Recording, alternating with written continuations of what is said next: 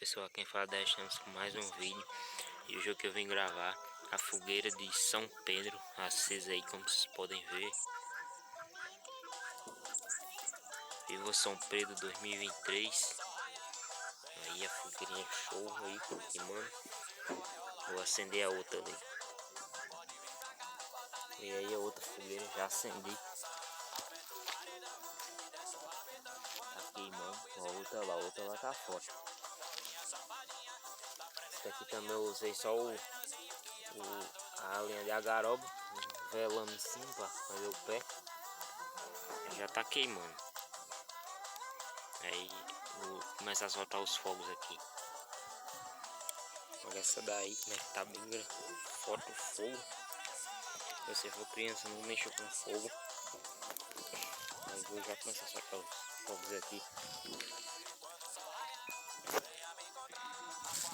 Os fogos já estão aqui. Tá o pinhão, a cobrinha, traco triângulo e traco palito. Tem outro, só que eu talvez deixe para soltar no fim do ano. Olha aí dentro, como eu mostrei, estão aqui.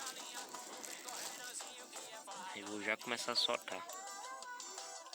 Vou começando a soltar esse traco palito aqui, ó. Já trouxe até o para acender ele. Vai.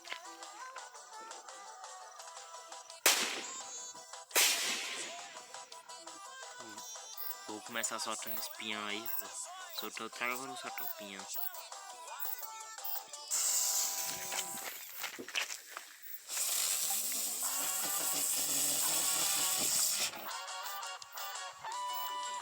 Olha aí o que sobrou do pinhão. Se você for criança, não mexa com isso aqui, que isso aqui é bastante perigoso, viu? Se você for criança, não repitam esses atos. Vou guardar esse pinhãozinho. São os dois pinhões aí, ó. Pra lembrar do ano 2023 soltou. Agora eu vou soltar esse traco triângulo aqui pra mostrar pra vocês. Deixa eu pegar um aqui.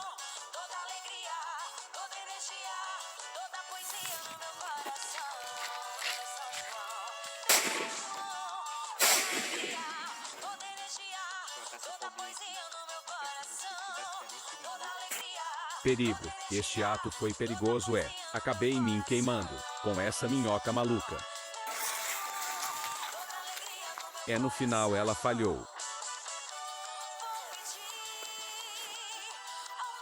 Esse foi o vídeo, espero que tenham gostado. Agora só em 2024, Santo Antônio, São João e São Pedro.